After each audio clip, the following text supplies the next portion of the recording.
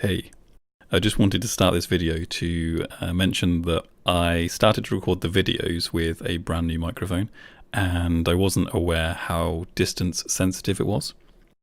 I finally read the instructions and it suggests I should actually be a lot closer to the microphone than I was, and it's meant to give a slightly fuller voice. So if you're wondering why my voice might sound a bit different, that will be why.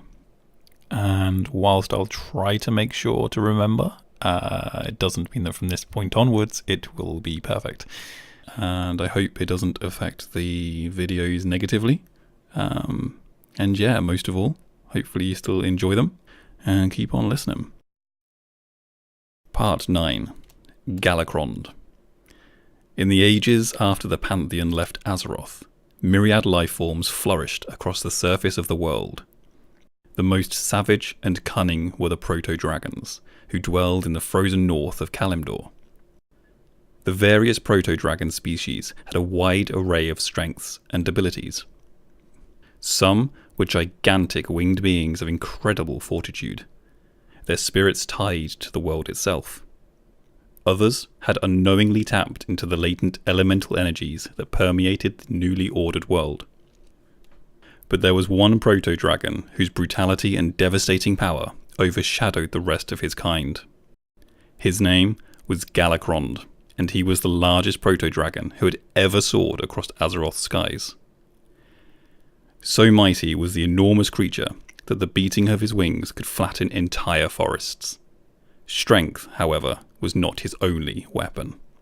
He possessed a preternatural cunning that made him an exceptional hunter. In time, Galakrond came to dominate the most sought-after hunting grounds in northern Kalimdor. Compelled by an insatiable hunger, he devoured everything in sight. His body swelled to an even greater size, yet nothing could ever satiate his cravings. So terrible was his hunger that Galakrond began feasting on other proto-dragons, even the corpses of the dead. Devouring fallen proto-dragons eventually warped Galakrond's mind and body with a necrotic affliction. Misshapen limbs and dozens of eyes sprouted across his gargantuan form. Death energies wafted off of Galakrond's jagged hide, reanimating dead matter. These necrotic powers were infused in Galakrond's victims, and they rose from the dead as mindless abominations. The ranks of Galakrond's wretched minions expanded. Soon, he and his ruined followers terrorized the skies over Kalimdor. The other proto-dragons, fractured by long-standing rivalries, failed to unite against this new threat. Tyr, the mightiest of the Keepers, was the first of his kind to notice the danger posed by Galakrond. He warned his fellow Keepers of what he had seen, but he could not motivate them to act. Though the Keepers had once sworn to protect the world, the war with the Old Gods and the Ordering of Azeroth had sapped their collective strength and willpower. They had become indifferent to the world at large, focused solely on maintaining their vaults and arcane machineries. But Tyr was not deterred by his siblings' apathy. His drive to seek justice and order in the world pushed him forwards.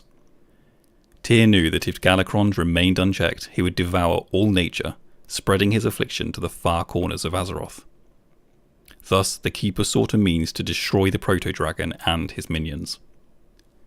Tyr found his answers with 5 of the greatest and most intelligent proto-dragons in existence: Alexstrasza, Neltharion, Malygos, Ysera, and Nozdormu. Nearly all of these creatures hailed from different strains, and each of them displayed unique powers. Even the 2 sisters, Alexstrasza and Ysera, commanded distinct abilities. The tenacious and kind-hearted Alexstrasza could summon gouts of fire from her maw. The mighty Neltharion possessed incredible strength, and his piercing roar could shatter bone and rock alike. The cunning Malygos could breathe frost, encasing his foes in solid ice. The wise Nozdormu could assail his enemies with blinding storms of coarse sand. The elusive Ysera's breath could debilitate her enemies, sapping their willpower and throwing them into a deep trance. Tyr beseeched the 5 proto-dragons for aid in thwarting Galakrond. The creatures were initially suspicious of the strange being who had approached them, but they soon vowed to fight by his side. Despite their differences, the 5 proto-dragons showed a surprising willingness to work as one. Under Tyr's guidance, Alexstrasza and her companions warred with Galakrond and his fetid minions. Their battles raged over the snowy peaks and rocky spires of northern Kalimdor. Initially, Galakrond's jagged hide warded off the attacks of the 5 proto-dragons. Though disheartened by their enemy's resilience, Alexstrasza and her allies soon found his weaknesses. They assaulted Galakrond's many eyes and his soft, vulnerable gullet. By using their powers in harmony and trusting in one another, the 5 proto-dragons vanquished their gargantuan foe. Galakrond's lifeless husk plummeted to the ground, smashing into the frozen tundra of what would become known as the Dragon Blight. The 5 proto-dragons had won despite all odds, but they had only done so by working together. It was a lesson they would not soon forget. Alexstrasza and the others would carry on this ideal of unity and cooperation for ages to come. Okay, we have a little snippet now. Tyr and the Silver Hand. So it says that Tyr fought alongside the proto-dragons, but Galakrond proved too powerful even for the Keeper of Justice. In one particular battle, the monstrous creature bit off Tyr's iron hand, suffusing him with necrotic energy. Although Tyr survived, his wound would never truly heal.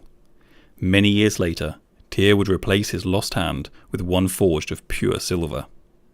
This silver hand would come to symbolize his belief that only through personal sacrifice could one achieve lasting justice.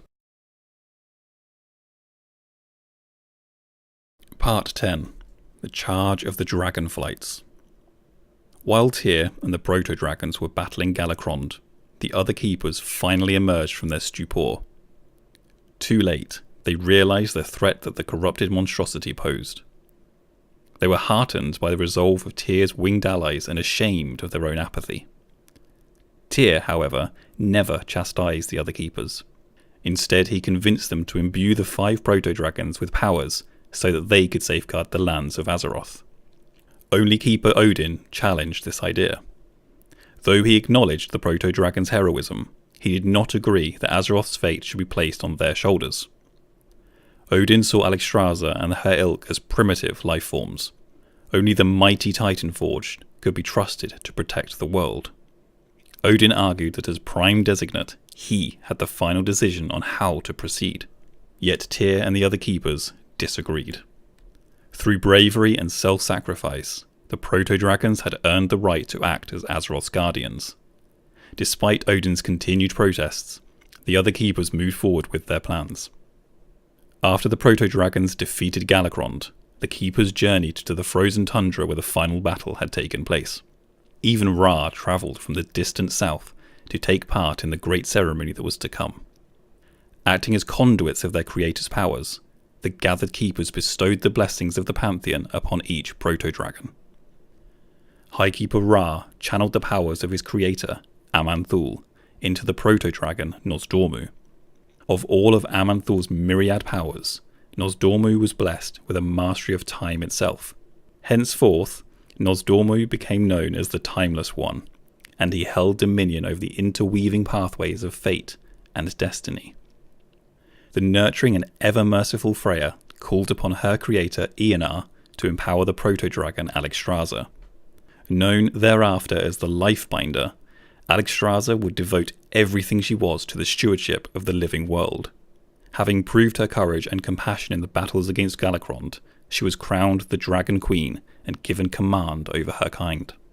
Freya also beseeched Ionar to bless Alexstrasza's younger sister, the proto-dragon Ysera, with nature's influence. Ysera was charged with keeping watch over the flowering wilds of Azeroth from within the Emerald Dream. Bound to this ethereal realm, she descended into an endless trance and became known thereafter as the Dreamer. Keeper Loken called on his creator Norgannon to endow the proto-dragon Malygos with incredible arcane powers.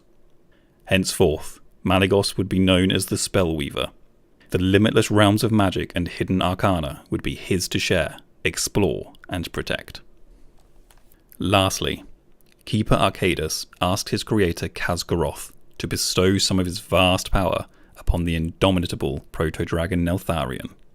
Known afterwards as the Earth Warder, Neltharion was given charge over the mountains and deep caverns of the earth. He embodied the strength of the world and served for many long ages as Alexstrasza's greatest friend and confidant. Bristling with the Pantheon's energies, the 5 proto-dragons transformed into immense and graceful creatures. Nosdormu's hide took on a bronze hue like a sea of shimmering golden sand. Alexstrasza's scales turned into a deep and vivid shade of red. Ysera's lithe form became a vibrant green to reflect her new connection with nature. Malygos turned an icy blue colour, and his very scales radiated potent arcane energies. Neltharion's rough hide became an earthy black. From that day forward, these 5 extraordinary beings would become known as the Dragon Aspects. The Keepers also sought to create a new species to help the Dragon Aspects protect the world. These beings would serve the Aspects as consorts and allies. To this end, the Keepers magically altered hundreds of proto-dragon eggs. From them would emerge creatures born in the image of the Aspects. This new race, known as dragons, would form 5 distinct flights: bronze, red, green, blue, and black. Though each of these flights would serve a different dragon aspect, they would all be bound by their duty to protect Azeroth. To strengthen this bond, the Keepers forged a grand tower in northern Kalimdor called Wyrmrest Temple. It would serve as the heart of the dragon's culture, a sanctuary where they could gather and discuss their activities. But above all, Wyrmrest would stand as a symbol of their unity. The Keepers, satisfied with their work, disappeared back inside their lairs, leaving the Aspects to watch over the living creatures of Azeroth. Part 11. Odyn and the Raising of the Halls of Valor. As the other Keepers were conducting their ceremony to empower the Dragon Aspects, Odyn brooded within the halls of Ulduar. He was furious that his allies had acted against his wishes, the wishes of the Prime Designate. More than that, Odyn believed with all his heart that the Dragon Aspects would fail in their charge to safeguard the world. For the good of Azeroth, Odyn decided to take matters into his own hands.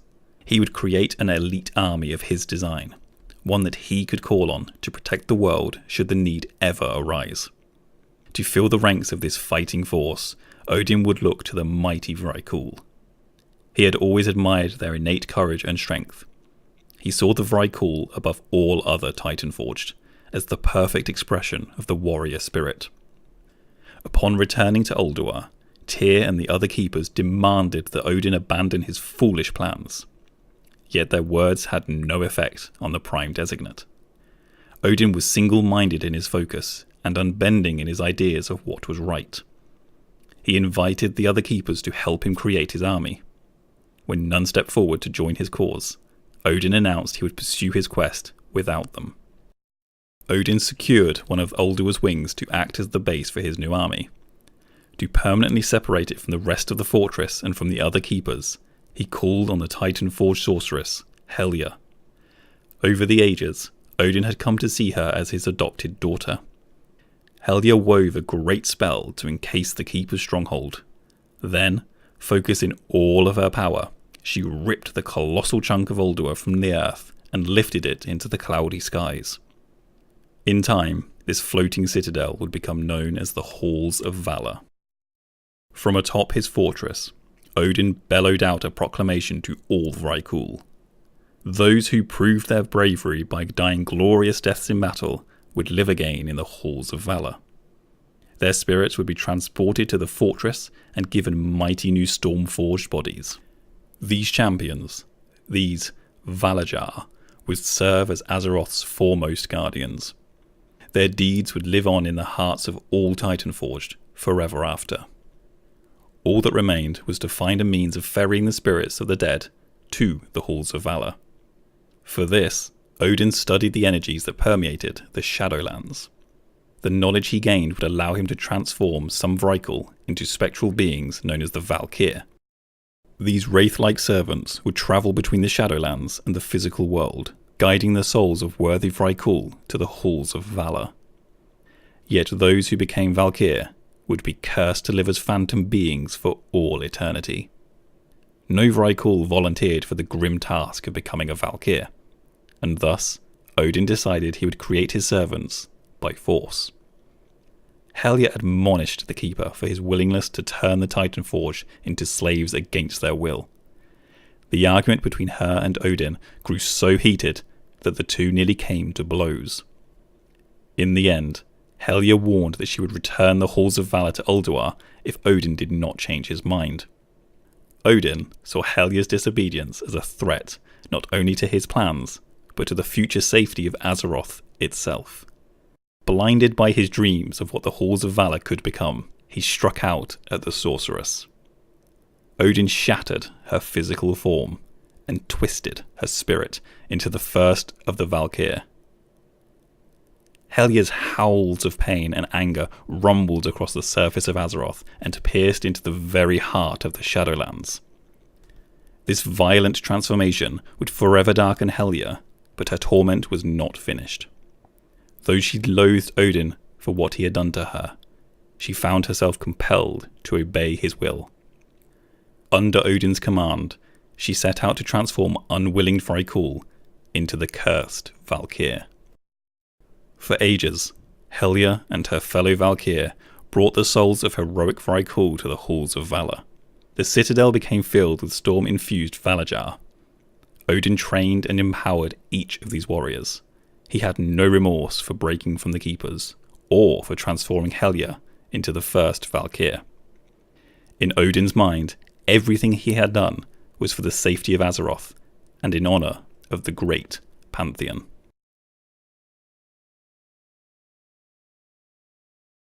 Part 12. Sargeras and the Betrayal. The Keepers went about their duties on Azeroth, unaware of a new threat that was taking shape in the distant reaches of the Great Dark. Sargeras, having broken all ties with the Pantheon, meditated on the fate of the universe in isolation. His fear that the Void Lords had already corrupted other world souls consumed him. As doubt and despair continued twisting the Titan's every thought, he became more certain than ever that creation itself was fatally flawed. Finally, he concluded that the only way to spare the universe was to purge it in fire.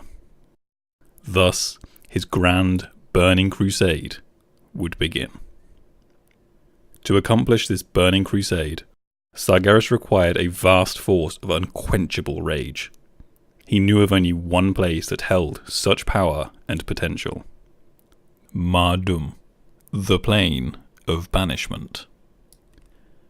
Over the ages, the prison had become bloated with fell magic and vengeful demons. Their presence had warped Mardum, transforming it into a realm of nightmare. Torrents of fell energy ceaselessly bombarded the prison's walls, bathing the captive demons in a roiling sea of volatile magic. Sargeras quelled his remaining apprehension and tore the prison asunder, spilling its wrathful denizens into the great dark beyond. The subsequent explosion of fell magic was powerful beyond even what the fallen Titan had imagined. Violent energies enveloped Sargeras, surging through his veins and searing his very soul. His eyes burst in gouts of emerald fire. Fell volcanoes ignited across his once noble form, splitting his skin apart and revealing an endless furnace of blistering hate. Yet despite these horrific physical changes, Sargeras' mind remained locked on his one all-consuming purpose: to prevent the Void Lords from possessing creation. Life itself had to be extinguished. In shattering the prison, Sargeras had ruptured the boundary between the Great Dark and the twisting Nether. A monstrous celestial maw, limbed in a storm of emerald fire, had ripped through the fabric of reality. It would remain a scar on creation, smouldering proof of Sargeras' madness, for all eternity. Demons of every shape and size poured into the physical universe from this rift, howling in triumph at their release. Sargeras imbued the ravenous masses with his power, uniting them as one in an inferno of fell magic. Though many demons had previously tapped into the volatile energies of the Nether, none had ever experienced the pure might and rage found in Sargeras' fell. Some of the creatures grew in size and stature. Still others felt new cunning and intelligence unfold in their minds. By this point, Sargeras had learned more about the nature of demons, including how to permanently destroy their spirits. He offered a simple pact in exchange for the demon's newfound power: fight at his command, or be extinguished. It was not a difficult choice. To thwart the Void Lords, Sargeras unleashed his new army, his Burning Legion, upon the innumerable worlds of the Great Dark. Never before had the forces of evil been united in such numbers. Sargeras wielded enough power to make disobedience all but unthinkable. None would dream of challenging him, but more importantly, his minions grew to delight in their roles as agents of extinction. The Burning Legion fell upon its first world. Though it did not contain a slumbering titan, it was a world that had been ordered by the Pantheon in ages past. Sargeras' forces incinerated the mortal civilizations that dwelled there, wiping out dozens of sentient species. When the Constellar, whom the Pantheon had charged to oversee the world, arrived, Sargeras himself annihilated the celestial being. Agramar was the first to learn of the Constellar's demise. As more news of the Burning Legion's atrocities reached him, he hunted down the demonic army. Agramar arrived just in time to witness the Legion scouring yet another world, and he saw the twisted, fire-wreathed being leading it. His mentor and greatest friend, Sargeras. Agramar was stunned. He demanded an explanation from Sargeras. The former champion offered none, only declaring that his Burning Crusade was the sole means to purify the universe. Anyone who stood against him, Sargeras added, would burn in the fires of his legion as well. Knowing that he could not sway Sargeras with words, Agramar challenged his former mentor to single combat. Before the watching eyes of the demon masses, the two greatest warriors the universe had ever known came to blows. Agramar soon found himself outmatched. Like all titans, he was uniquely susceptible to fell magic. Sargeras' ferocious assaults shattered Agramar's defences and sent him reeling in agony. In a final, desperate counterattack, Agramar summoned all the power at his command and struck at Sargeras. Their two blades met, igniting a furious explosion of fell and arcane power. When the torrent of warring energies finally subsided, Sargeras and Agramar saw that both of their weapons had been shattered. Heavily wounded by the blast, Agramar retreated from the battle and returned to the rest of the Pantheon. Disbelief gripped the other Titans as they learned what had happened. The thought of their most trusted and noble warrior falling to darkness shook their faith to the core. The Pantheon could not fathom how to stop such a threat, yet they agreed they could not sit idly by. Girded for war, the combined might of the Pantheon confronted Sargeras and his unholy legion near a world named Nihilum. Aman'Thul called out to Sargeras, pleading with him to abandon his mad Burning Crusade. He told Sargeras of Azeroth, a fledgling world soul with more potential than any of the Pantheon had ever seen, a being strong enough to defeat the Void Lords in due time. Sargeras listened carefully, but was unmoved. Despite his earlier battle with Sargeras, Agramar believed that something noble still lingered deep in the former champion's heart. As a last resort, he laid down his arms and approached the fallen titan. Agramar recounted tales of their glorious battles against demons, reminding Sargeras of their sacred oaths they had sworn to protect creation. But Sargeras was set in his ways. Nothing the Pantheon could say, nothing even his cherished protege could say, would ever change his mind. With a howl of rage and sorrow, Sargeras struck Agramar down. His ruined fell blade nearly cleaving the titan in two.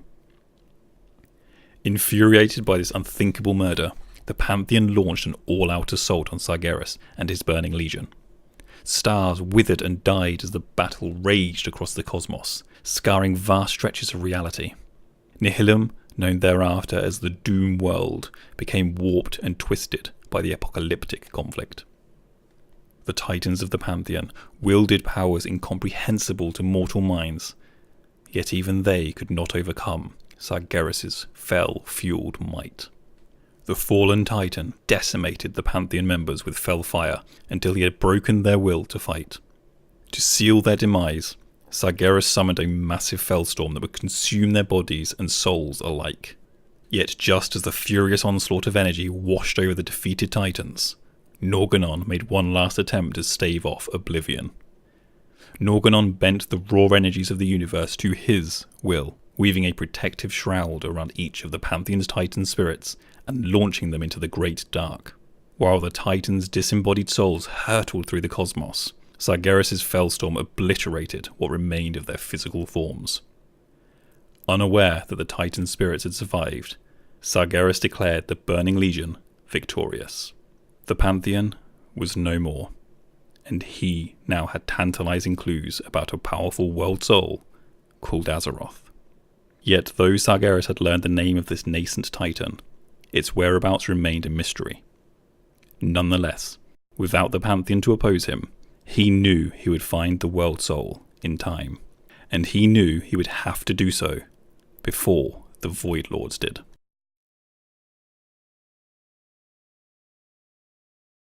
Part 13.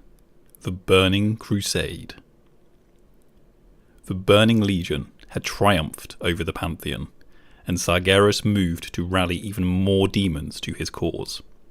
Yet the fight with the Pantheon had exposed a flaw in his seemingly unstoppable army, one that he was determined to remedy. For all of Sargeras' vast power and intellect, he could not direct his entire army at once. Demons were vicious and bloodthirsty, but most lacked strategic thinking. Much of the Legion had fallen needlessly to the Pantheon.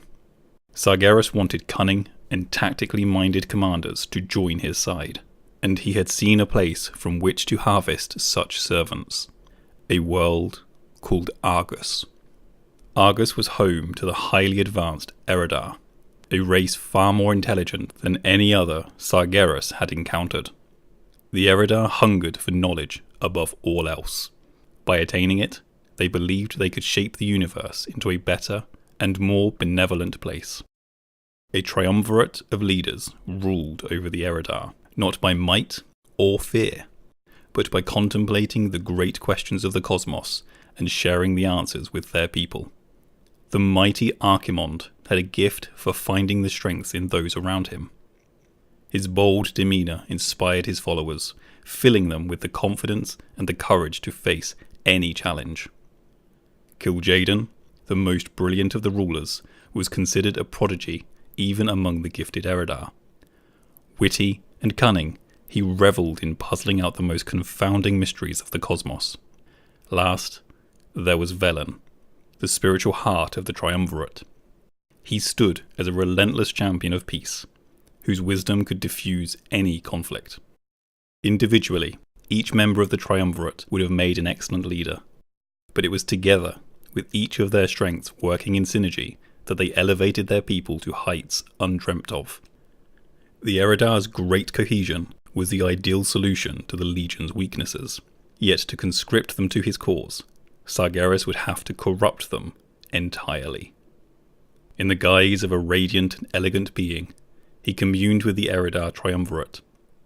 Sargeras played to their desires, promising them knowledge and unimaginable power.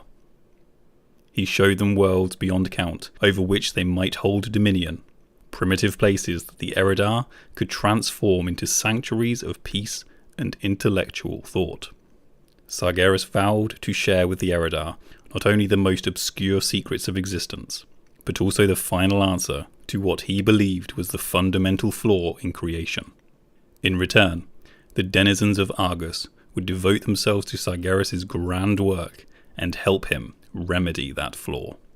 The offer awed both Archimonde and Kil'jaeden, who were honoured to be part of this grand undertaking. Velen, however, was not convinced. He sensed something strange about the seemingly beautiful and all-knowing creature who had appeared to them. Velen meditated using an ancient artifact gifted to his race by the holy Naru long before his time, the Atamal crystal. Through the enchanted relic, he received a horrific vision of the Eridar's future if they sided with Sargeras. They would become horribly disfigured, transformed into demonic beings of depthless evil. Velen warned his brothers of what he had seen, but they dismissed his insights and made it clear they intended to accept Sargeras' offer. Fearing that Archimonde and Kil'jaeden would kill him if he continued to dissent, Velen feigned acceptance. Though he and Kil'jaeden were particularly close friends, Velen didn't believe he could trust their bond to prevail over Sargeras' enticing promises. Velen despaired at the fate of his people. In this moment of desperation, the same beings who had granted him his visions of the Eridar's downfall reached out to him. One of the Naru, Kur, contacted the Eridar leader and offered to shepherd him and his closest allies to safety. Filled with renewed hope, Velen sought out other Eridar whom he believed he could trust. As Sargeras arrived on Argus to corrupt the unsuspecting Eridar, Velen and his followers made their daring escape. They gathered aboard a massive Naru dimensional fortress known as the Genadar and fled their homeworld forever. From that day forward, Velen and his followers would be known as the Draenei, or Exiled Ones. On Argus, Sargeras bent the other Eridar to his unholy will. Fanatical fell whisperings surged through the minds of the world's inhabitants, drowning out their ability to reason. Sargeras also infused the Eridar with fell energies, twisting their forms to resemble hideous demons. Sargeras found quick use for his new, fell-corrupted converts. The Eridar settled in as commanders within the Burning Legion. Kil'jaeden and Archimonde would stand as the most gifted and powerful among them. Sargeras moulded Kil'jaeden's innate cunning and intellect to suit the Legion's designs. Known thereafter as the Deceiver, Kil'jaeden was charged with using his wits to beguile the mortal civilizations of the physical universe and transform them into agents of the Burning Legion. Sargeras saw Archimonde's talent in motivating his people as an invaluable tool to strengthen the Burning Crusade. Archimonde, henceforth known as the Defiler, would use his powerful will to drive the demonic masses to acts of extreme violence and barbarism. He would draw out and temper the furious strength in all those who served under him, remaking them into weapons of annihilation. Under the Eridar's leadership, the ranks of the Burning Legion swelled with new demonic races, gathered from the twisting nether and the worlds of the Great Dark. Archimonde empowered the monstrous Pit Lords and conscripted them to serve as living siege engines. They would inspire dread in all those they faced. The Moarg, a highly resourceful and industrious race of demons, became the Legion's armourers. They would forge fell-infused weaponry and constructs to besiege the worlds of the cosmos. Kil'jaeden also brought in the devious succubi to infiltrate prospective worlds for conquest and gather intelligence about their civilizations. The brutal Doomguard, demon warriors of unsurpassed strength and cruelty, fought as the Legion's shock troops. The zealous Shivara became the Legion's foremost mystics and advisors. They fostered a fanatical loyalty to Sargeras. These wicked creatures, among many others, bolstered the might of the Burning Legion. Pleased with his burgeoning forces, Sargeras launched the demons into the Great Dark, renewing his burning crusade against creation. In the ages to come, the Legion would scour countless worlds and civilizations from existence. Okay, we have another little snippety snip. It's called Flight of the Draenei. Velen's rejection of Sargeras' grand vision and his subsequent escape in rage killed Jaden. Even though the Draenei had vanished without a trace, the Deceiver vowed never to stop hunting them, bent on vengeance for what he saw as Velen's betrayal.